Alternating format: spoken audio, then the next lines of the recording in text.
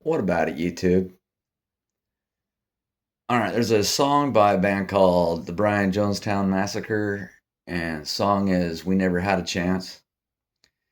There's a line in the song, and the line I hear, which if you look it up, you may not find it written out this way, but it makes a lot more grammatical sense the way I hear it. Dude's singing along, and then he says,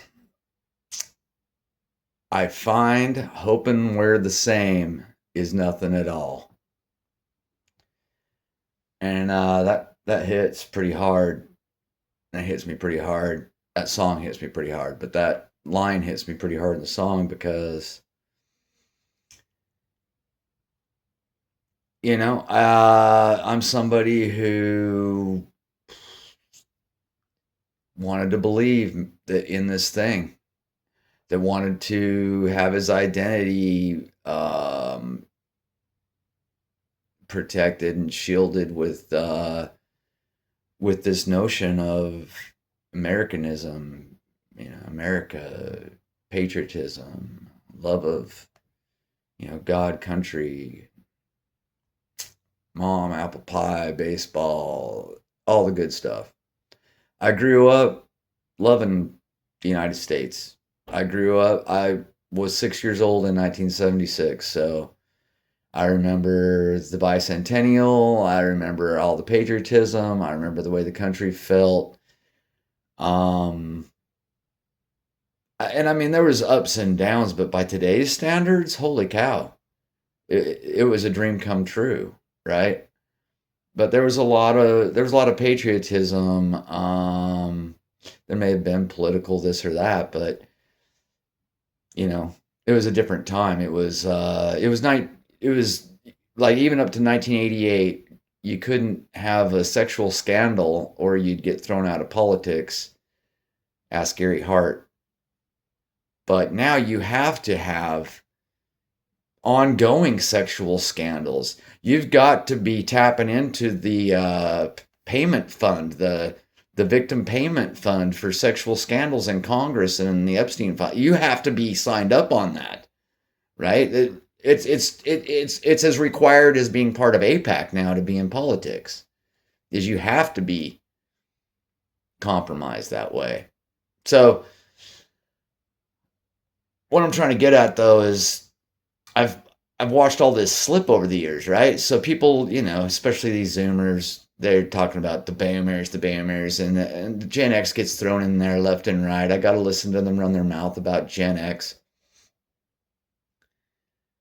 I mean, whatever. Your mom, dude. How about that? How about your mom? And that's my answer to that. It's probably something you wouldn't understand unless you're Gen X, but your mom, dude.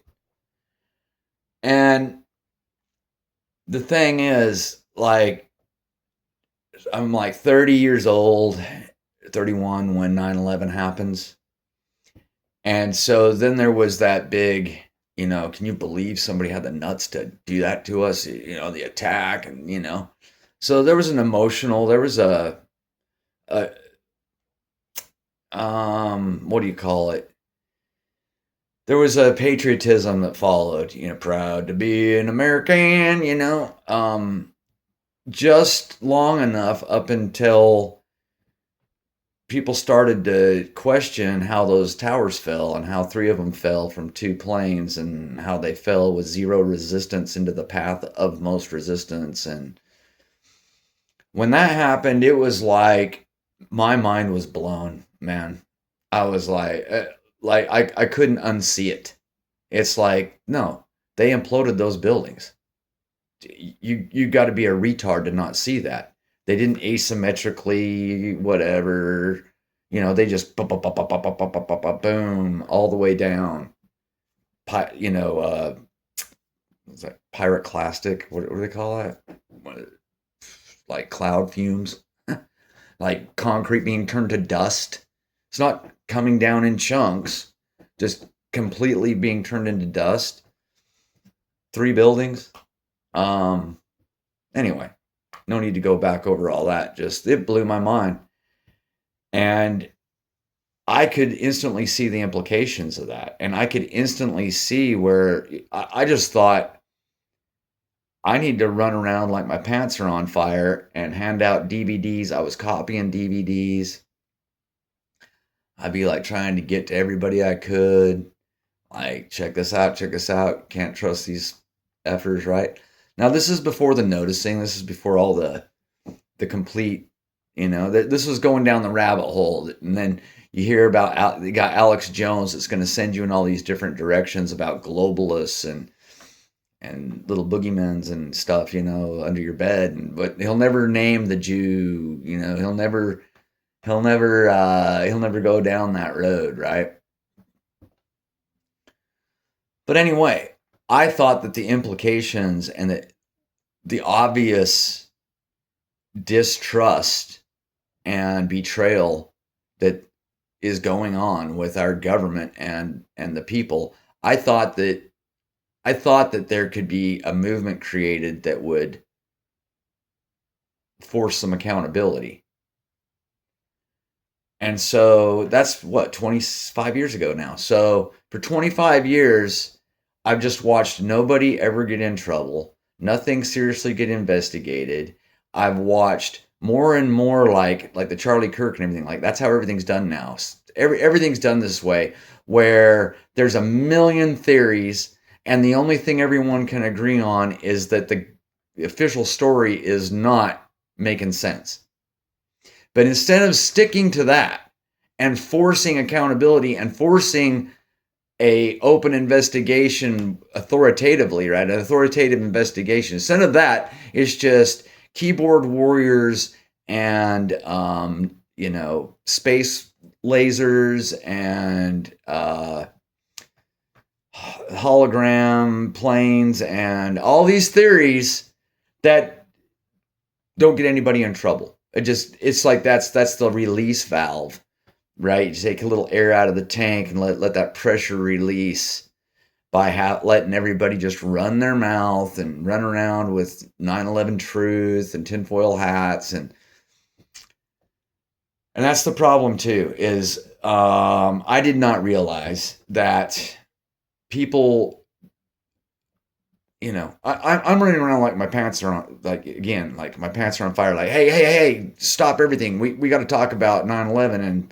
And people are like, bro, I gotta pick up my kid from school and we gotta go to soccer. It's not something they care. Like, not everybody's like me, right? Not everybody's like me. Like, holy shit, that's effed up, and I'm ready to do something right now. And like, people are just like, it's overwhelming. It's annoying. And it kind of lessens your friend group in a way. You're just that guy now. You're just that. Oh fuck! There's that dude that just won't shut the fuck up, man. Oh fuck! Here he comes. He's gonna be talking about George Bush, 9/11, and fucking. Oh god, not again. You're that guy. And so then, right? So 25 years of just a steady increase in nonsense and BS and no one getting in trouble, and Chavez and Trey Gowdy holding hearings. That's where it clicked in my mind of, this is just pressure release stuff here. People come into these hearings because there's all this scandal and corruption and all this mess, and nobody gets in trouble. Everybody just goes home at the end of the hearing, right? Nothing changes. This is just dog and pony shows, just stupid.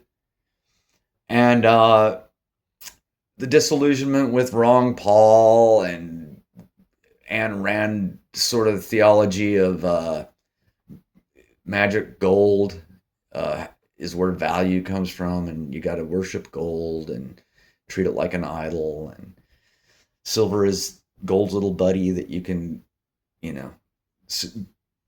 silver is the gold for the poor guy, so you gotta get into the silver and all that mess. Not completely bad advice, but based around some kind of dogma and worship that is ridiculous. But anyway, you got that sideshow of Ron Paul who would get schooled by Bernanke in retrospect, but nobody had ears to hear. This is what I'm saying. Like going back to this song, I find hoping we're the same is nothing at all. Like when I'm out here running around for all this time now into my 50s, trying to wake people up, trying to, and then seeing things like seeing our values or whatever slip away. 9/11, obviously, hey, we've got to get something fixed here. And then you got Obama and the whole gay agenda and the trans shit and everything. And I'm like, whoa, whoa, whoa, whoa, whoa, whoa, whoa. Hey, hey, hey, hey, hey, hey, hey. Where's the leadership? Where's the sensible people? Where's the people that we can trust? How come everything's slipping into globo homo so quickly? Like we got to stop this right now. This is not America, globo homo. And then the unfettered immigration, right? By the way, 20 years ago, it was the Democrats that were pissed off at George Bush for the immigration. Okay, so immigration has been a sideshow APAC political football with the sides changing who's for it and who's against it in the last 20 years. People probably don't even remember that Democrats, because Democrats used to fight for people's jobs and the unions didn't want to see illegal immigrants coming and taking jobs. I mean, that was the argument. See, if you want to know, why would the Democrats not want to? They love immigrants, just love them. The illegal ones. Anyway, all this mess, right? And then what do we fight? What am I fighting for? This whole notion, this projection that I, selfishly and unfairly placed upon the world and America. This projection of with all my expectations, right? Like America is this, damn it, and I'm here to defend it, damn it, and we've got to protect it, damn it, and listen to me so we can get, involved here and have the good fight for America, damn it. But now you look around and what is America? What defines it anymore? It's not mom and apple pie and picket fences and right. It, it's just an effed up shit show. It's just kayfabe, fake and gay, everything. And they've done a great job, They've got it about where they want it, right? Where it's just chaos is the norm, and there's no way of deriving truth. Even with all the facts laid out in front of you, there's no way of deriving truth. And a lot of that has to do with everyone is pressured into having an opinion and on every damn thing. And at this point, like 20 years ago when I'm running around with my pants on fire trying to get people politically involved, now everyone's been weaponized politically, but it's like it was done when you weren't paying attention, and then all of a sudden it was musical chairs, and it was like the music's about to end, get a chair. Everybody's got to get an opinion. Everybody's got to have an opinion. Where do you land? All right, left or right on the issue. Where do you land? There's only two choices. There's no nuances. You've got to have an opinion. Do you need help figuring it out? Ben Shapiro will help you. Or the Young Turks will help you. Or CNN or Fox News will help you. Depending on who you are, you can figure out exactly where you should think on this issue, because this is, and so it's just, it's the moral relativism is off the charts. I watched a video the other day. It was saying something about folk. What do they call it?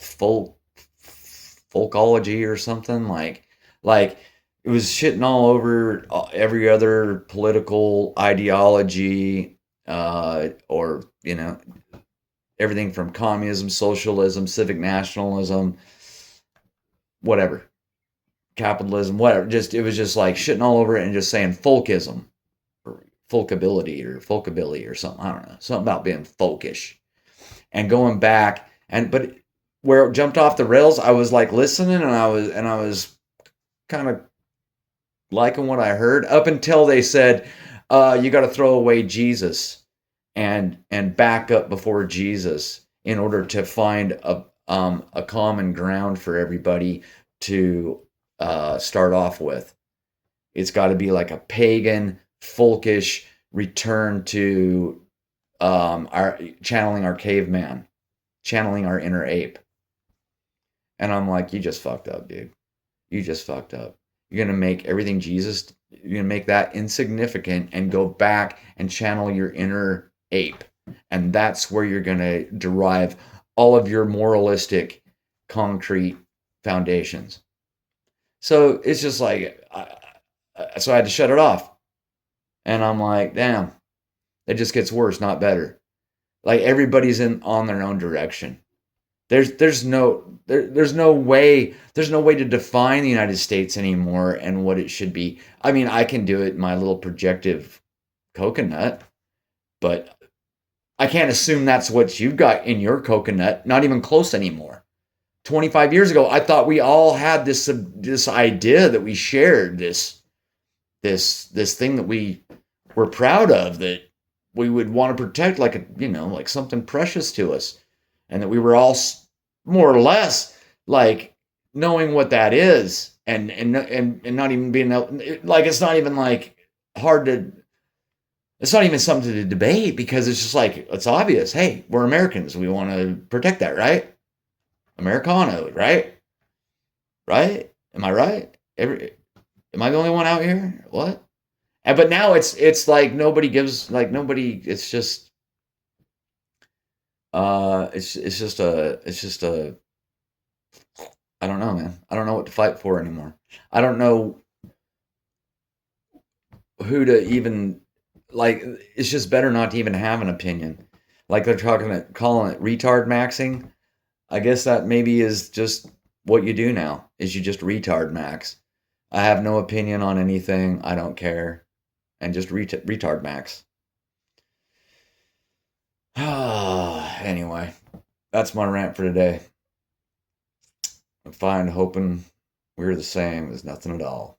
God bless.